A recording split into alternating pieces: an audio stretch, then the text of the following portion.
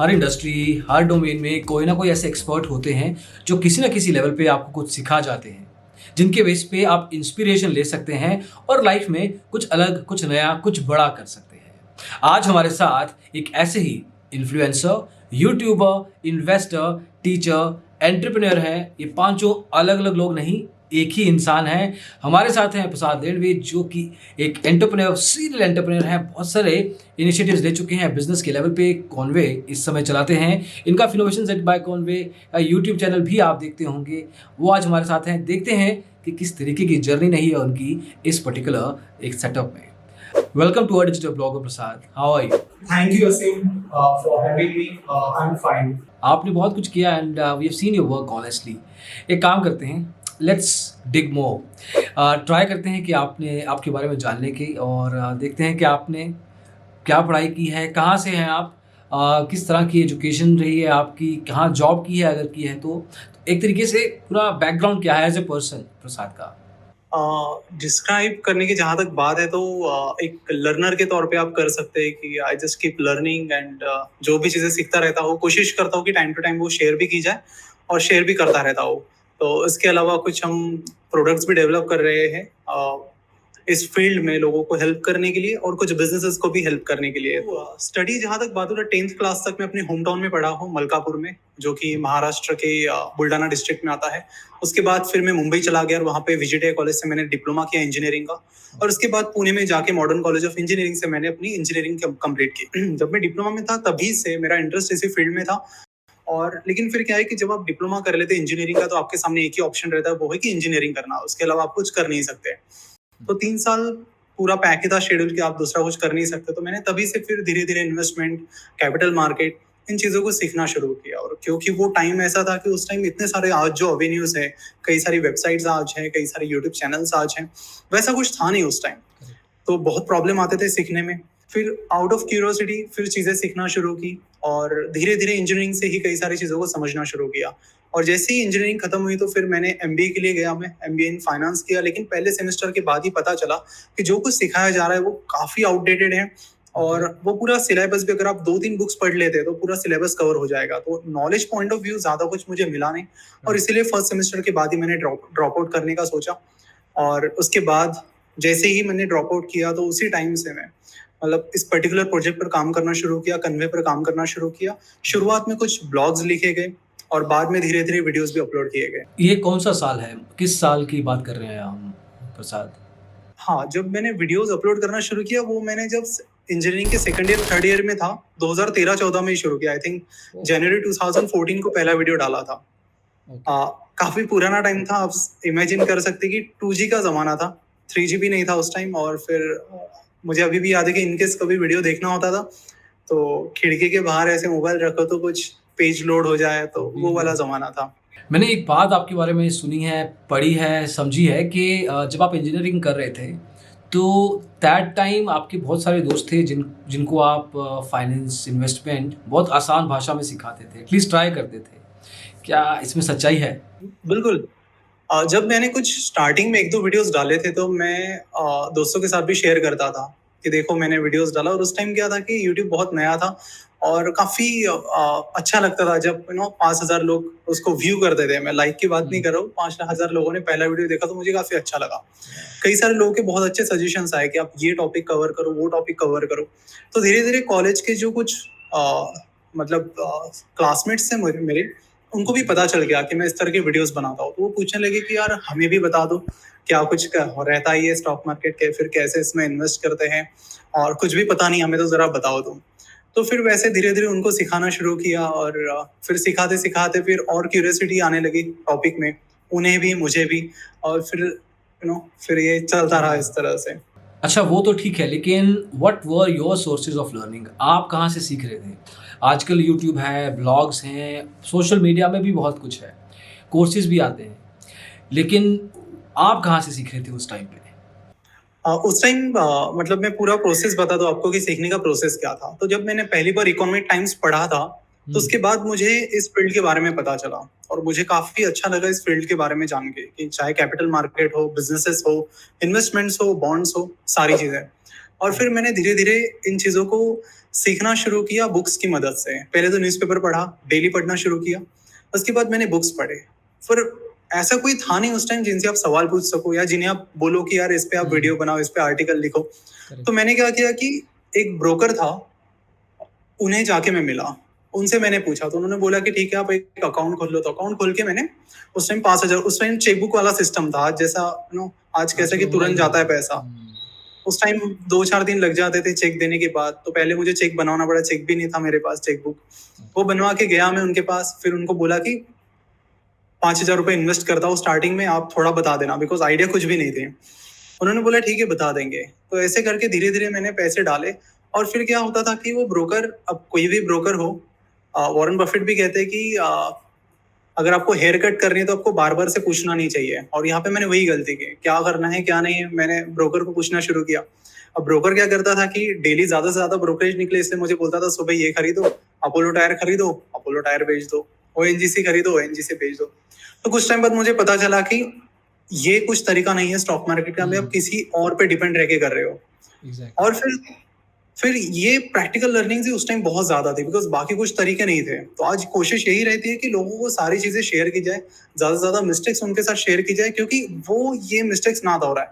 ये कुछ common mistakes है मार्केट में। आज भी ब्रोकर्स, कई सारे ब्रोकर्स इसी तरह की चीजें फॉलो करते हैं। आज भी मार्केट में कई सारे लोग हैं जो टिप्स देते रहते हैं और उसमें फ्रॉड चलता रहता है।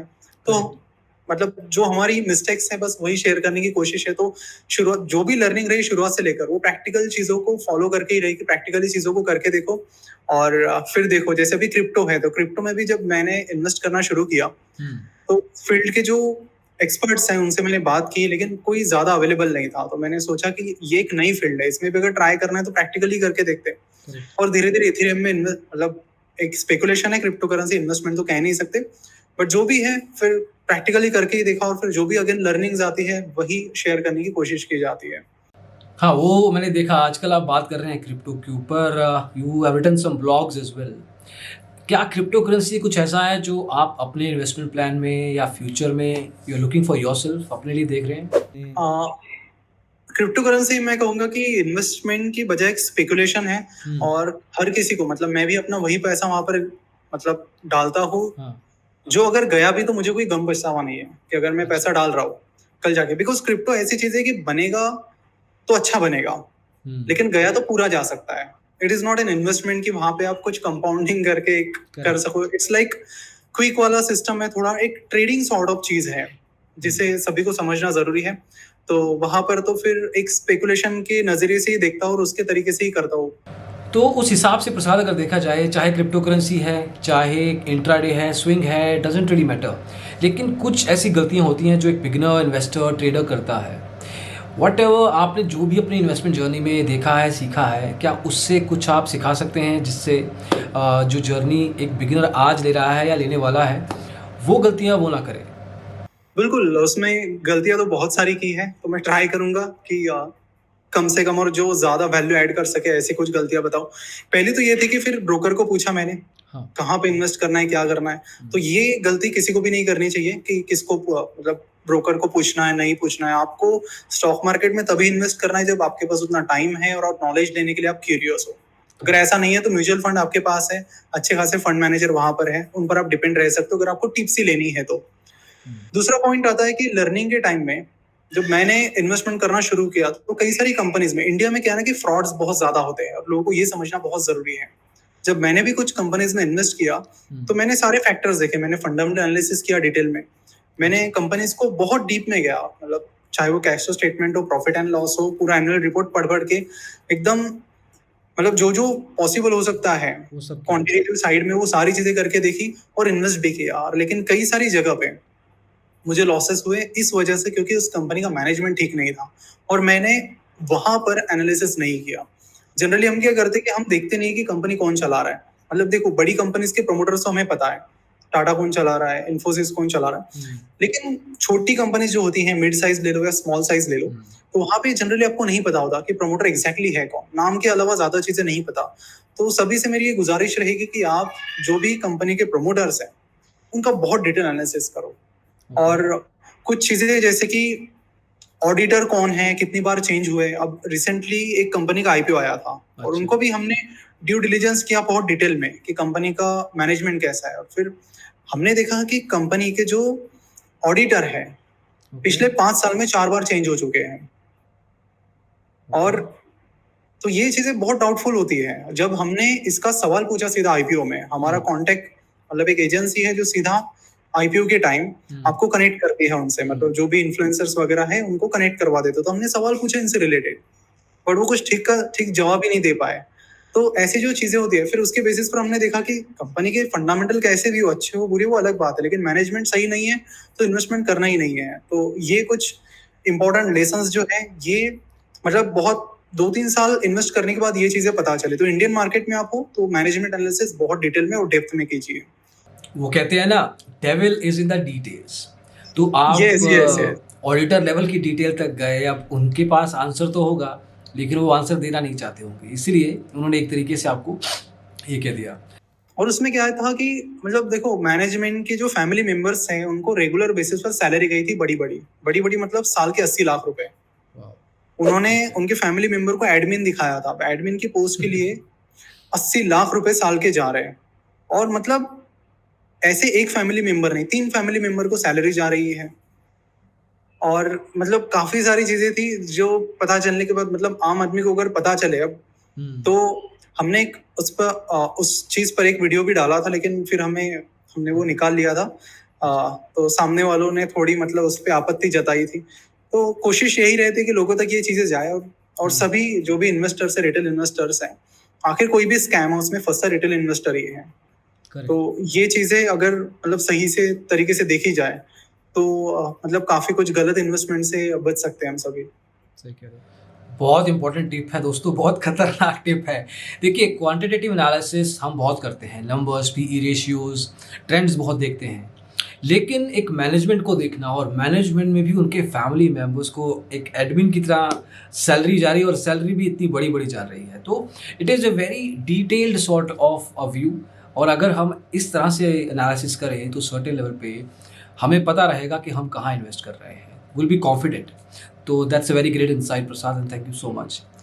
बाय द वे, आपके पीछे मैं कुछ बुक्स देख रहा हूँ, दे लुक वेरी इंटरेस्टिंग। आजकल आप कौन सी बुक पढ़ रहे हैं? आजकल मैं पढ़ रहा हूँ कि मोर मनी देन गॉड। ये एक हेज फंड ये बुक जो है ये हेज फंड इंडस्ट्री पे है कि 1950s से जो हेज फंड इंडस्ट्री शुरू हुई, मतलब जिसको शुरू होके 100 साल भी नहीं हुए हैं, इस इंडस्ट्री से इतना ज्यादा पैसा जनरेट होता है यूएस में। अच्छा। कि जो मैनेज करने वाले लोग हैं हेज फंड को, वो आज बिलियनियर्स बन गए हैं। मतलब 21st बिलियनियर जो है दुनिया के, वो जिम साइमंस है जो कि हेज फंड मैनेज करते हैं। 47th बिलियनियर है जो है रे डालियो, अगेन हेज फंड मैनेज करते हैं। तो ऐसे कई सारी लिस्ट है, मतलब बिलियनियर्स की लिस्ट में एक सेपरेट लिस्ट बन गई है हेज फंड्स की। तो मैं भी क्यूरियस था, इंडिया में क्या है कि सेबी मतलब थोड़ा कंजर्वेटिव चलती है, तो काफी कुछ स्ट्रिक्ट नॉर्म्स है जिसकी वजह से बाहर के जो हेज फंड्स है वो इंडिया में ऑपरेट नहीं करते हैं। लेकिन इंडस्ट्री बहुत इंटरेस्टिंग ये है। और जो सबसे पहले जिन्होंने हेज फंड शुरू किया, मतलब इस बुक से जो नई लर्निंग मुझे ये मिली कि जिन्होंने ये हेज फंड शुरू किया उनके पास फाइनेंस की कोई डिग्री नहीं थी और फाइनेंस का वर्क एक्सपीरियंस भी नहीं था। वो पहले मतलब बहुत सारे अलग अलग उन्होंने जॉब्स किए, गवर्नमेंट जॉब उन्होंने किए, उसके बाद उन्होंने एक जॉब तो फॉर्च्यून मैगजीन में एडिटर का भी किया। तो ऐसा, और उनके 50s में उन्होंने फिर हेज फंड शुरू किया। फिर जो हेज फंड शुरू हुआ तो उसके बाद कई सारे हेज फंड शुरू हुए, एंड फिर हम देख सकते कि आज मतलब किस तौर पे काम होता है वहां पर। मतलब 50 साल की उम्र के बाद इन्होंने he came into this and he became a billionaire for that matter। तो पैसा बनाने की दोस्तों कोई उम्र नहीं होती है, एज नहीं होती है। सो प्रोफेशनली प्रसाद स्पीकिंग, कॉन्वे इनोवेशन जेड है, देन यू वर टॉकिंग कि आपका एक खुद का स्टार्टअप है B2B लेवल पे भी। तो ऐसे क्या क्या इनिशिएटिव्स आप अलग अलग सेगमेंट्स में लेके आ रहे हैं, लेके आ चुके हैं, प्लान कर रहे हैं, so that it is useful for the retail investor or the trader that watching is? अच्छा, प्रोडक्ट साइड में आप पूछ रहे हैं, तो इसमें फिलहाल हम रिटेल इन्वेस्टर्स के लिए डेवलप कर रहे हैं एक सिमुलेटर, जो कि अगले हफ्ते लाइव होगा। कि सीधा मतलब रियल कैश अगर आप इन्वेस्ट करते हो तो लर्निंग फेज में कई सारी गलतियां होती है, तो लॉस जो होता है वो रियली होता है। तो सिमुलेटर की मदद से एक प्रॉपर हम सिमुलेटर बना रहे हैं कि जिसकी फंक्शनलिटी ब्रोकरेज फर्म्स के ऐप जैसी रहेगी, ताकि मतलब एक रिलेट कर पाए कोई कि आगे चलकर वो रियल मनी डाले तो रिलेट कर पाए। तो सिमुलेटर की मदद से कोशिश ये रहेगी कि कोई सीधा मार्केट में पैसा डालने के बजाय पहले प्रैक्टिस करके देखे, चाहे ट्रेडिंग करनी है, इन्वेस्टिंग करनी है, वो सारी चीजें। मतलब पहले पेपर ट्रेडिंग होती थी, आपको भी पता होगा कि लोग जनरली मतलब कुछ साल पहले पेपर ट्रेडिंग किया करते थे कि पेपर पे नोट डाउन करते थे कि इस प्राइस पे बाय किया, इस प्राइस पे सेल किया तो कितना प्रॉफिट होता मुझे। आज के डेट में पेपर ट्रेडिंग क्या है कि सब कुछ ऑनलाइन हो गया है, और इसलिए हमारी कोशिश है कि सिमुलेटर की मदद से इस प्रोसेस को कंप्लीट ऑनलाइन किया जाए। बिजनेस टू बिजनेस साइड में अगर बात की जाए तो म्यूचुअल फंड्स एक मतलब ऐसी इंडस्ट्री है जिसमें हम पिछले 1.5 साल से प्रोडक्ट डेवलपमेंट पर काम कर रहे हैं। तो हमारा जो प्रोडक्ट है वो ऑलमोस्ट रेडी है और आने वाले कुछ ही दिनों में लॉन्च हो रहा है, जो कि इंडिया का पहला बिजनेसेस के लिए म्यूचुअल फंड प्लेटफॉर्म है। कि कोई बिजनेस को अगर म्यूचुअल फंड में इन्वेस्ट करना है तो आज ऐसा कोई प्लेटफॉर्म है नहीं कि जिसकी मदद से लोग कर सकते। ये प्रॉब्लम खुद हमने फेस किया। हमारे पास जब सरप्लस था तब एज अ कंपनी हम जब इन्वेस्ट करने लगे तो कोई प्लेटफॉर्म नहीं था, तो काफी स्ट्रगल हुई इन्वेस्ट करने के लिए म्यूचुअल फंड्स में। तो इस प्रॉब्लम को सॉल्व करने के लिए, क्योंकि करंट अकाउंट पे 0% इंटरेस्ट मिलता है, तो अगर आपके पास 1 महीना 2 महीने के लिए भी पैसे है तो आप चाहेंगे कि उसे लिक्विड फंड में डाला जाए। लॉन्ग टर्म के लिए पैसा है तो उसे फॉर एग्जाम्पल इक्विटी में डाला जाए। तो वो चीजें सारी आसान होगी इस प्लेटफॉर्म और प्रोडक्ट के जरिए, तो उसी पर हम काम कर रहे हैं। जैसे मैं आपका ना यूट्यूब चैनल देख रहा था एंड आपके पास 4 यूट्यूब चैनल्स हैं, तो इन एसेंस बड़ा मुश्किल हो जाता है क्योंकि हम तो एक चैनल बड़ी डिफिकल्टी से संभालते हैं। इट्स वेरी कमेंडेबल कि आप 4 चैनल देख रहे हैं, लेकिन how do you sort of distribute your time, आपकी एनर्जी किस तरह से डिवाइड करते हैं so that your content is published on a regular basis? ज्यादातर एनर्जी मेन चैनल पर होती है कि हफ्ते में ट्राई करता हूँ कि एटलीस्ट 2 वैल्यू एडिंग कंटेंट और वीडियोस वहां पर जाए। और जो मराठी है चैनल हमारा, उस पर रिसेंटली शुरू किया और उस पर फ्रीक्वेंसी फिलहाल उतनी ज्यादा नहीं है, बट कोशिश करता हूँ कि एटलीस्ट महीने में 1 वीडियो तो वहां पर जाए। और जहां तक बाकी चैनल से, कन्वे अपडेट्स भी हमारा एक चैनल है, तो वहां पर टीम सेपरेट है, तो वहां पर मुझे डायरेक्टली कोई एफर्ट्स नहीं लेने पड़ते, तो हो जाती है चीजें मैनेज। फिर कॉन्वे जो डेली अपडेट्स वाला, जो रेगुलर अपडेट्स वाला है, उसमें किस तरह का कंटेंट जाता है? उसमें डेली अपडेट जाता है कि डेली बेसिस पर मार्केट में क्या कुछ हुआ, 5 मिनट में समरी जाती है कि जैसे किसी पर्टिकुलर कंपनी से रिलेटेड कोई न्यूज आ गई, किसी का क्वार्टरली रिपोर्ट आया, कोई आईपीओ आ रहा है, तो वो सारी चीजों से अपडेट रहने के लिए मतलब अगर वो वीडियो देखता है कोई तो आसानी से मतलब शॉर्ट में 5 मिनट में क्विकली सारे पॉइंट्स और पूरे दिन की समरी कवर की जाती है। That's too much to handle. क्या प्लान क्या है? मतलब वैसे ये क्वेश्चन जॉब इंटरव्यूज में पूछा जाता है कि where do you see yourself in 2, 3, 5 years? But on a very professional note, जो भी आप बिजनेसेस या एक तरीके से इनिशिएटिव्स लेके चल रहे हैं आगे, आप 4-5 साल में खुद को कहाँ देखते हैं? 3-4-5 ईयर्स में प्रोडक्ट डेवलपमेंट साइड में देखना चाहता हूँ कि जो भी प्रोडक्ट्स हम डेवलप कर रहे हैं मतलब अभी तो लॉन्च फेज में है, तो एक ग्रोथ फेज में देखना चाहते हैं। और आने वाले टाइम में 3-4 साल में यही सोचते हैं कि मतलब एक हमारी टीम मतलब इंडिया से ऑब्वियसली ऑपरेट करे, लेकिन टेक जो है वो चाहे वो सैन फ्रांसिस्को हो तो वहाँ का काफी स्ट्रांग है, और यूएस के अलग अलग सिटीज का काफी स्ट्रांग है, तो एक टीम वहां पर भी सेटअप करना चाहते हैं ताकि वहां से भी क्वालिटी प्रोडक्ट्स हम कंटिन्यूस बेसिस पर डेवलप कर पाए। दैट इज अमेजिंग एंड बहुत बढ़िया प्लान्स है प्रसाद, गुड टू नो। एक चीज़ बताऊँ मैं, आपका कंटेंट हमने देखा है, चैनल भी देखा है, ब्लॉग भी देखा है, but one thing that I like the most is your voice texture.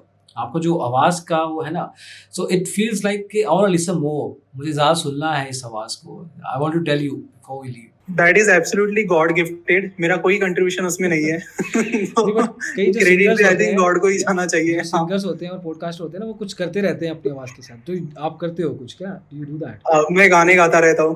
Okay, see I somehow connected. Okay, that is amazing Prasad and बहुत मज़ा आया बात करके आपसे एंड नोइंग यू कि बचपन से लेके, पढ़ाई से लेके, जॉब या बिजनेस से लेके आगे चल के क्या प्लान्स हैं आपके, ये सब कुछ बताया और बहुत अच्छे से समझाया कि किस तरीके से एक एंटरप्रेन्योर बनता है, एक इन्फ्लुएंसर बनता है। तो इनकेस किसी को इंस्पिरेशन लेनी हो तो this is a really good story. और इन सब चीज़ों के बीच में बताया कि जो नॉर्मल बाकी लोग ट्रेडिंग करते हैं, वो जब ये सब करेंगे, अपने लाइफ में इन्वेस्टमेंट्स करेंगे, तो किन गलतियों से बचा जा सकता है, किन चीज़ों को सीखा जा सकता है और ताकि वो अपना एक प्रॉफिटेबल पोर्टफोलियो बना सके।